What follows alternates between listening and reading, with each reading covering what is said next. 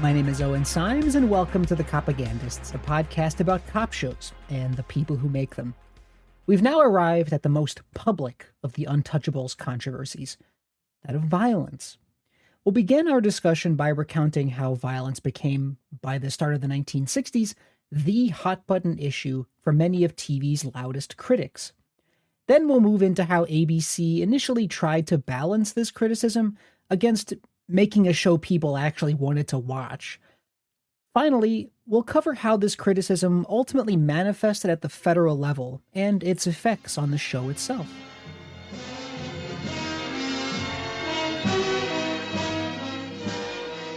As we discussed back in episode 5, broadcasters tried to head off criticism by imposing their own version of the Hollywood Hays Code upon the shows that they aired. This television code was promulgated and updated by the National Association of Broadcasters from 1952 up through 1983. In the first edition of the code, violence was mentioned twice, both in the section about responsibility towards children. The whole of this entry reads as follows, quote, "The education of children involves giving them a sense of the world at large. Crime, violence, and sex are a part of the world they will be called upon to meet, and a certain amount of proper representation of such is helpful in orienting the child to his social surroundings. However, violence and illicit sex shall not be presented in an attractive manner, nor to an extent such as will lead a child to believe that they play a greater part in life than they do.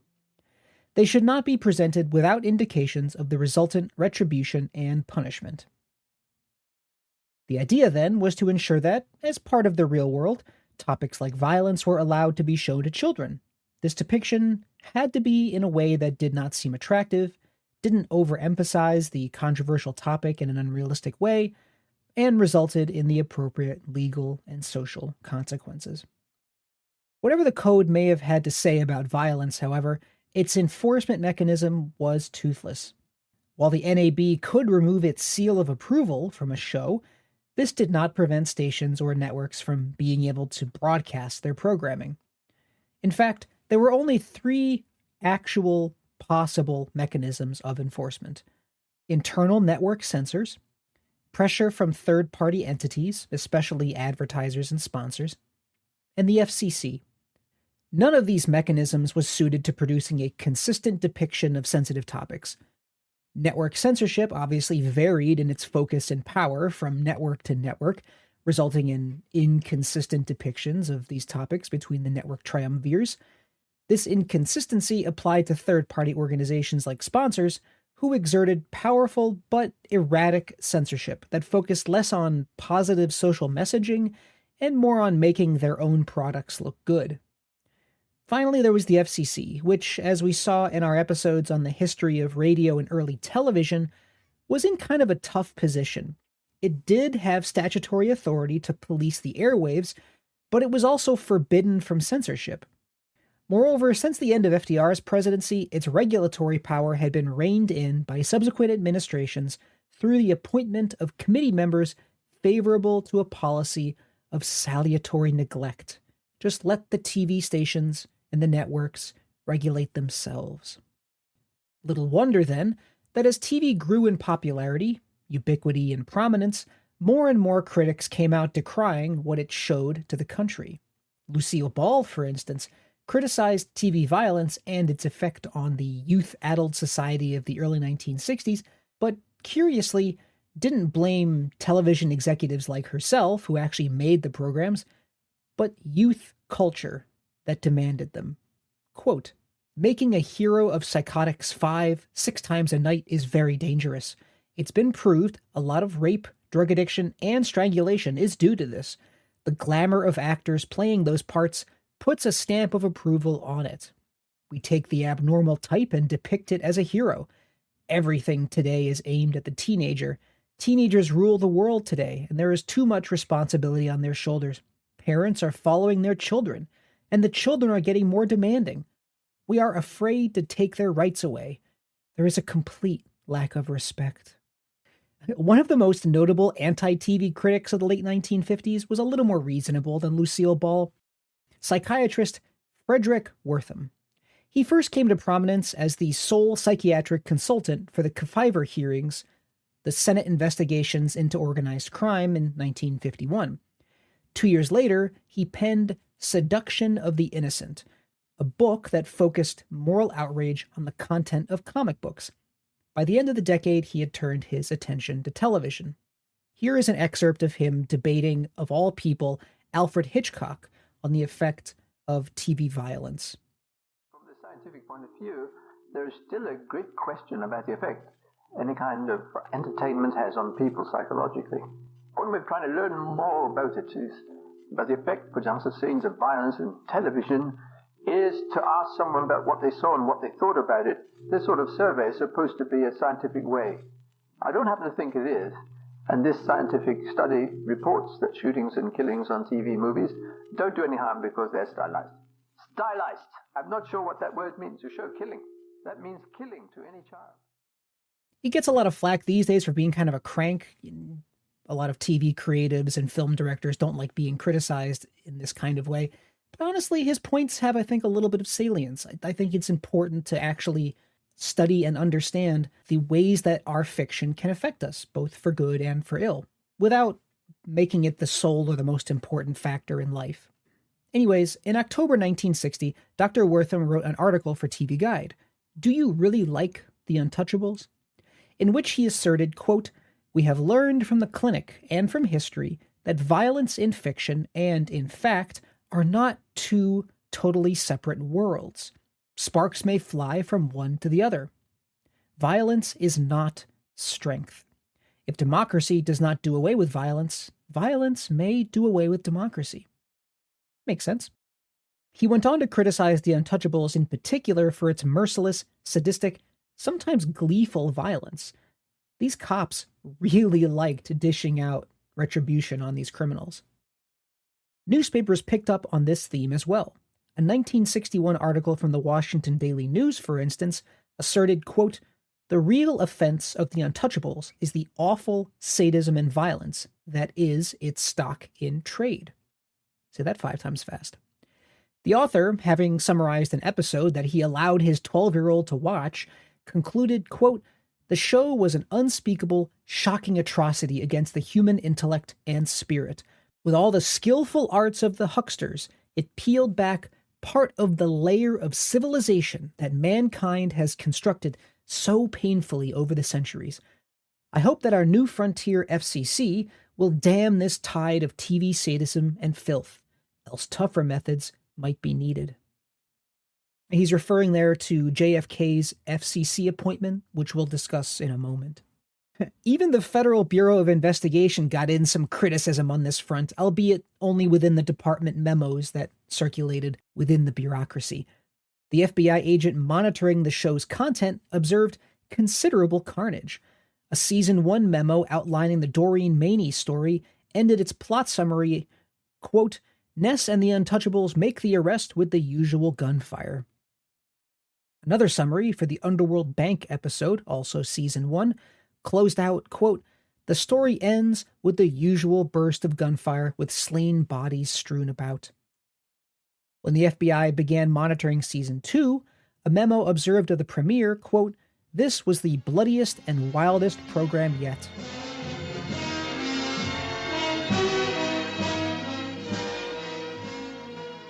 From the start, ABC recognized that The Untouchables contained a level of violence that would inevitably draw the ire of some critics.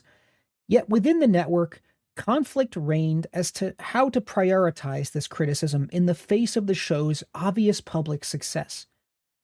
ABC's internal censors, what they called their Standards and Practices Department, did pressure the producers to tone things down. But at the same time, other network executives actually wanted more gunplay.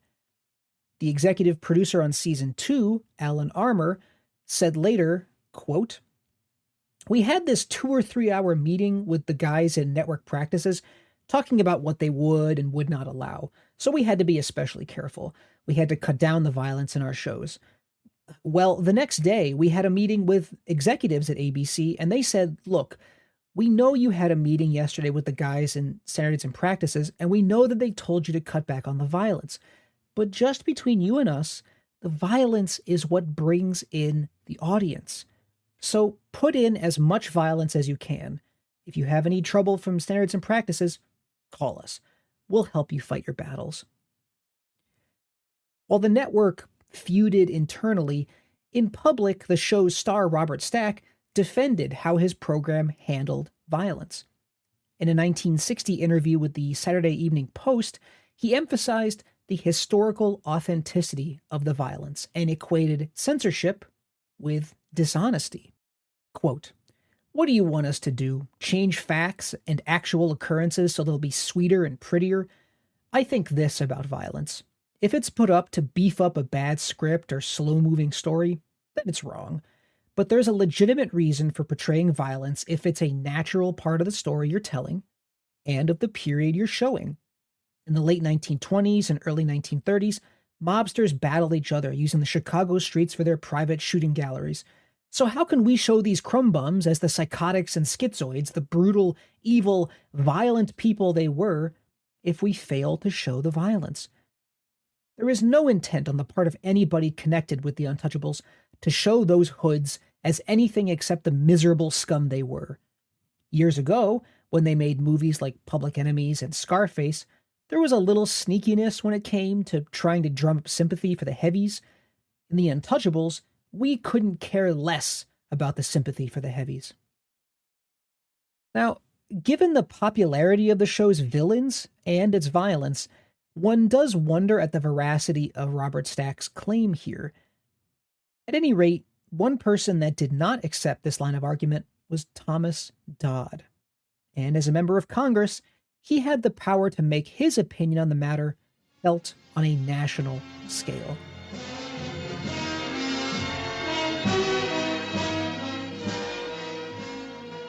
Almost from the birth of television, Congress had taken time to investigate the medium's depiction of explicit materials and controversial topics. I'd say that's pretty understandable. The House conducted a congressional probe in 1952, which helped push the National Association of Broadcasters into adopting their toothless code of conduct. The Senate Subcommittee on Juvenile Delinquency held hearings in 1954 under Republicans, and then again in 55 under Democrats. These yielded network promises of increased sensitivity towards deleterious social effects, but little substantial change. Then, in 1959, the quiz scandal rocked the industry. The networks did ultimately succeed in avoiding any real blame or responsibility for the scandal, but in the meantime, it put them on the back foot public relations-wise.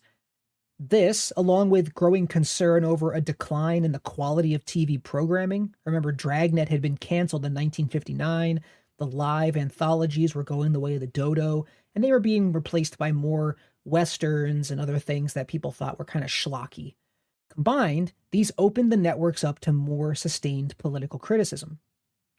Ergo, in 1961, freshman Connecticut Senator Thomas Dodd, former seminary student, lawyer, Nuremberg prosecutor, and FBI agent, took advantage of the situation and inaugurated a series of hearings that lasted longer, ranged more widely, and questioned more critically than any predecessor. Thus began the Dodd hearings. Dodd's critical wanderings went further than just picking a particular show, but the Untouchables featured prominently in many a public statement. Speaking directly to the president of ABC, Senator Dodd reprimanded the network for producing a program like The Untouchables, one that depicted, quote, crime, sadism, and violence on the home screen further than any other show. The Untouchables, which I would say is a typical ABC show, is one of the goriest and most sadistic series being televised. Innocent bystanders being butchered, an old man being blinded by acid thrown by a mobster, tongues being cut out. These are typical of a series watched by some 5.5 million young people. During these hearings, internal production documents surfaced, much to the embarrassment of ABC and Desilu. They really did not make the show seem socially conscious, but instead little more than a callous attempt to capitalize on bloody history in order to make a buck. A script reader summarized the episode You Can't Pick a Number as having, quote, not as much action as some, but sufficient to keep the average bloodthirsty viewer fairly happy. After some feedback from other script readers, Quinn Martin received the following memo, quote, our program people who evaluate the scripts advise us that there is a tendency of the recent episodes to become talky, and as a result, much of the action and suspense is lost. I hope that you will give careful attention to maintaining this action and suspense in future episodes. As you know, there has been a softening in the ratings, which may or may not be a result of this talkiness, but certainly we should watch it carefully. Another internal memo, which went so far as to CC Desi Arnaz and Robert Stack, showed one writer accusing Quinn Martin of trying to dumb down the show and focus more on action. Quote, Quinn Martin feels that we should abandon the so-called New York Fink writers, get the same old writers who can turn out a quick, slick job and go with them. He has already moved in this direction, hiring writers whose talents must inevitably hurt the quality and prestige of the show. I told Quinn that with these people we'll end up with a full hour of violence, and plot and character and quality will go down the drain, will become just another show. ABC President Thomas More addressed this criticism in another memo, assuring the recipient, quote, no more violence than already seen is contemplated for future episodes. There will be no reduction in action, however. No reduction in writing budget or quality of writers is contemplated. We have absolute confidence in Quinn Martin and the Desilu organization to deliver the same quality and prestige. A March 1960 memo from ABC's Continuity Acceptance Department was entered into evidence as Exhibit Number 74. This document began a series within the Congressional Record detailing ABC's internal feedback for the show. This first document concerned the episode The Frank Nitti Story. Under the section Taste and Violence were the following notes. Quote, Page 3, scenes 9 and 10. Delete the screams at least. Also cut away fast and no close-up of the acid-burned face. Page 19, scenes 30 and 32. Keep the beatings to minimum blows. Page 61, scene 92. Do not show how Louis kills Ellie. No show of her wound, etc. Page 65, scene 102. Delete the scream. Same for scene 103. Page 66, scene 105. Be sure this fall down the stairs is not too horrible. These amendments would seem to indicate a network that took seriously the admonitions of decency and good taste, and so made ABC look like a Boy Scout in comparison to Desilu. Yet they also revealed ABC's relative powerlessness here, at least as far as their censors went. These were, after all, only recommendations. The producers did not have to follow them to the letter. The final sentence of this memo reveals this fact, quote, Last show of series and last scenes certainly leave a too strong impression of TV violence. Do your best with above suggestions, please. The continuity acceptance memo for the episode The Little Egypt Story included the following recommendations. Page 20, scenes of the fight. Keep blood to minimum. Page 33, scene 66. If more than one slash with the riding crop, only hit the face once. Page 56, scene 104. Kill Hazel off camera, please. Page 59, scene 115. The greatest line in Congressional Record history. Kill Pigeon off camera, please. Feedback for the episode Underground Bank put particular focus on advertiser well-being, although still no mention of the children here. Quote, Page 21, scene 51. Don't have too many dirty ashtrays full of cigarette stubs. Sponsor objection. Page 40, scene 85. Delete the way Johnny kills Mrs. Zagano. As described, it is not acceptable. If we don't see the cord he uses, if his back covers the action and she drops to the floor, we can try it. But delete the scream and any gurgles. There's a commercial coming up. Page 53, scene 111. I think killing 5 people in this last scene would be deemed unnecessary violence. Try to cut down on the killings, please. 3 or 4 are killed. A memo written by Quinn Martin himself also ended up in the congressional record. It proved especially embarrassing, as it gave powerful evidence to his critics that commercialism trumped all. Quote, "I wish we could come up with a different device than running a man down with a car, as we have done this now in 3 different episodes. I like the idea of sadism, but I hope we can come up with another approach for it." Now, despite all this documentation, Dodd's hearings kind of crested at this point. They continued with several further rounds into 1964, but the energy had left the proceedings. His investigations into TV content came to a quiet end, with no summarizing report, not even a list of recommendations to show for it. The best he could manage was a short interim report cobbled together in order to justify the money his inquiry had cost the taxpayer. And this interim report didn't even receive the full endorsement of the relevant subcommittee.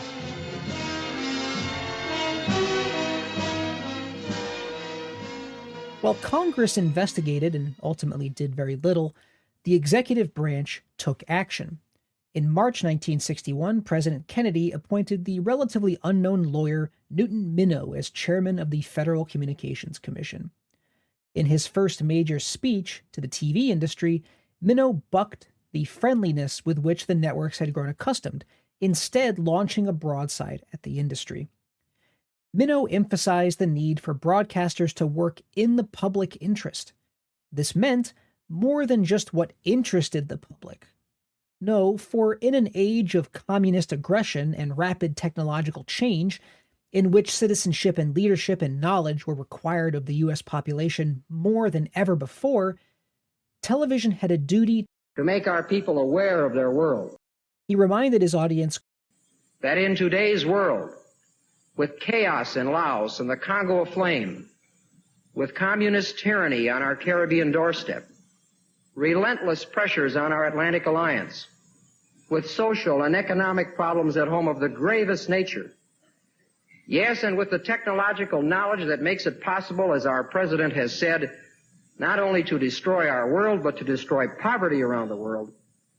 In a time of peril and opportunity, the old, complacent, unbalanced fare of action, adventure, and situation comedies is simply not good enough. He recognized the power of TV, which, at its best, was practically transcendent, but at its worst, distracted and engrossed its audience with a vast wasteland. A procession of game shows, formula comedies about totally unbelievable families, blood and thunder, mayhem, violence, sadism, murder, Western bad men, Western good men, private eyes, gangsters, more violence and cartoons. TV producers took the opinion of the FCC very seriously in those days, because the FCC was the regulatory body responsible for granting and renewing broadcast licenses. The ire of its chairman could, in theory at least, turn into real consequences.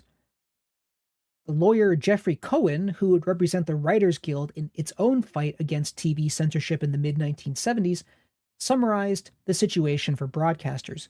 Quote, "Broadcasters enjoyed less than full First Amendment protection. Since television stations, unlike newspapers or movie theaters, are licensed by the government, their owners had good reason to avoid offending powerful constituents, particularly those with political clout. Each license lasts for only 3 years, at the end of which the broadcaster must ask the FCC for a new one. The licensing process put great potential power in the hands of the president, who nominates FCC members, and of Congress, which must confirm nominees, and which has the authority to write legislation affecting the stability and profitability of the industry." During his speech, Minow reminded his audience of this regulatory power. And that many people feel that in the past, licenses were often renewed pro forma. I say to you now, renewal will not be pro forma in the future. There is nothing permanent or sacred about a broadcast license. This threat and the sting of being characterized as a vast wasteland combined with the Dodd hearings that began in June of that year to push the TV world to act. As one network executive told Variety at the time, quote, "We're being closely watched in Washington, and we are starting right now to clean house. We have been told to break violence in no uncertain terms, and there's nothing we can do but conform." For starters, all three networks began frantically to review the action-adventure reruns slated for the summer of 1961. The trade press reported that producers had begun prioritizing the more placid episodes available to them. Going into the next season of television, the proportion of new action-adventure shows among new pilots fell down to 20%, half of what it had been in 1960. The National Association of Broadcasters also updated the TV code to stipulate more stringent review of violent content, although critically they did not include any more concrete enforcement mechanisms for this. Individual networks, for their part, began to introduce or hasten the release of programs that displayed a heightened social awareness.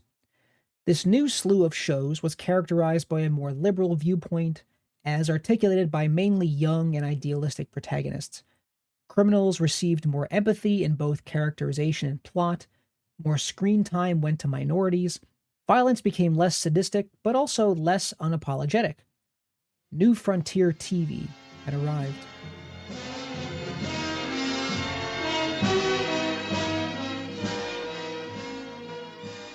All this political pressure put ABC in an extremely difficult position. It was already the third-place network with only one top 10 performer in the 1959 season. Compared to the other networks, its daytime schedule was pathetic, accounting for only 20% of daytime advertising billings. The Untouchables was one of its few genuine successes. So while it wanted this controversy to go away, it didn't want to neuter the show so much that it would lose its audience appeal. Desilu attempted to placate the anti-violence critics by pledging that going forward, there'd be no, quote, violence without motivation. And whatever ABC might have hoped for, in practice, what this meant was a much less dynamic and honestly a less polished show. This came down to less Desilu's pro-social instincts and more because the company wanted to save money. Reeling from financial losses, Desilu was now more concerned with overall solvency than with the production values of a particular show. For instance, in the fourth season, the night scenes, which had hitherto been filmed at night, adding to the authenticity, were now shot during the day and then modified in post-production. This was cheaper, but also looked a lot worse. In addition to cost-cutting, competition from other shows had begun to eat into the Untouchables ratings. Shows like Kane's 100, Target, The Corruptors, and The New Breed began airing. None of these achieved lasting success, but all tried to dip into the same thematic well that The Untouchables was already drawing from. Moreover, the gangster genre had begun to trend downwards in popularity by the mid-1960s, soon to be replaced by spies and lighthearted adventuring. Although the networks had received a considerable scare from this whole debacle, the new frontier effect was kind of short-lived. After Kennedy's death, his successor, Lyndon Johnson, who had made a considerable amount of money investing in broadcast stations in Texas, replaced Minnow as head of the FCC. For the next decade, the networks enjoyed a looser regulatory hand once more. Nevertheless, as we'll see when we get to Aaron Spelling's heyday in the mid-1970s, the cycle of anti-violence criticism would soon enough bubble up into the halls of Congress once more. As for Quinn Martin, we'll discuss how he handled this controversial show and its general legacy next time. Thanks for listening to this week's episode. Sources are in the show notes below. You can find an essay version of this script, complete with detailed citations, on my Substack at Owen Symes. You can also find me on Blue Sky, Owen-Symes, YouTube at Integral History, and you can check out my book, He Was Our Man in Washington, A History of the Obama Years. Music by Carl Casey at White Bat Audio. See you next time.